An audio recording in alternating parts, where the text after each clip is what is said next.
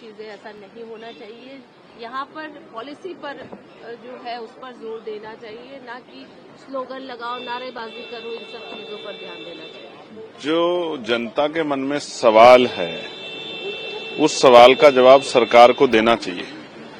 सरकार को बहस से नहीं भागना चाहिए, सरकार को सामने खड़े होकर जवाब देना चाहिए। जनता ने मैंडेट दिया है, जनता ने वोट दिया है आपको, तो जवाबदेही सुनिश्चित होती है। विपक्ष थोड़ी सरकार में है, एनडीए सरकार में, तो एनडीए सरकार को जवाब देना चाहिए। जिस तरह की चीजों पे सवाल खड़े हो रहे हैं, जिस तरह से लोगों के मन में भय पैदा हो रहा है, एसआईआर हो या कई ऐसी चीजें हैं, जिस तरह से जो है धर्मनिरपेक्षता पे हमला हो रहा है, आर्टिकल 28-30 का वोलेशन हो रहा है, 25-26 का वोलेशन हो रहा है, इसका जवाब सरकार को देना चाहिए। तो सरकार जवाब नहीं देगी तो फिर विरोध प्रदर्शन तो होगा ही। तो लोकतांत्रिक प्रक्रिया है। क्या भारतीय जनता पार्टी ने कभी विरोध नहीं किया है क्या?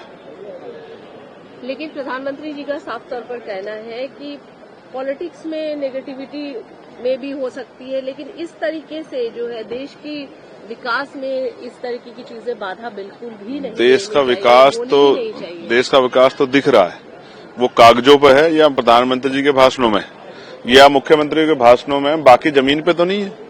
जमीन पे होता तो 10-10 हजार रूपये थोड़े देने पड़ते आपको वोट को खरीदने के लिए। ये तो सर्व जाहिर हो गया है। आप ये देखिए एसआईआर में कितने बीएलओ की जान चली गई है। क्यों आपको 7 दिन बढ़ाने पड़े? इलेक्शन कमिश्नर को क्यों बढ़ाने पड़े? क्योंकि आप भी जानते हैं जिन लोगों पे पिछले 10-12 साल में जातिगत गणना नहीं हुई है, वो इतने कॉलम्स पूरे करा के जो है 1 महीने में 100 करोड़ मतदाताओं का सत्यापन कर देंगे।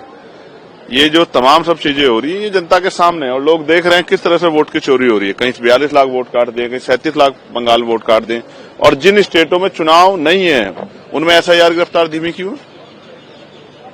ये जो तमाम बीएलओ है, ये इन बीएलओ को शहीद माना जाएगा। और मैं आपकी जानकारी के लिए बता रहा हूं, उत्तर प्रदेश जितने बीएलओ की जान गई उनमें 99% शेड्यूल कास्ट और बैकवर्ड के बीएलओज हैं। यानी कि शेड्यूल कास्ट बैकवर्ड के कर्मचारियों की एसआईआर के जरिए हत्या की जा रही है। इलेक्शन कमिश्नर को जवाब देना चाहिए कि इन कर्मचारियों की जान लेने का ठेका क्या उन्होंने ले रखा है, इन कर्मचारियों के परिवारों का क्या होगा, इसका जवाब जो इलेक्शन कमिश्नर को देना चाहिए। और वोट की चोरी हम लोग नहीं होने देंगे। मैंने कल भी कहा था, मैं दोहरा रहा हूं कि ये वोट बाबा साहब अम्बेडकर के 4 बच्चों की कुर्बानी से हमें मिली है। हम अपनी एक भी वोट नहीं जाने देंगे। ये वोट हमारा हथियार है और हम अपनी वोट की रक्षा करेंगे और एक एक वोट की सुरक्षा करके ज्यादा मतदान हो, इस विषय में लोगों को जागरूक करेंगे।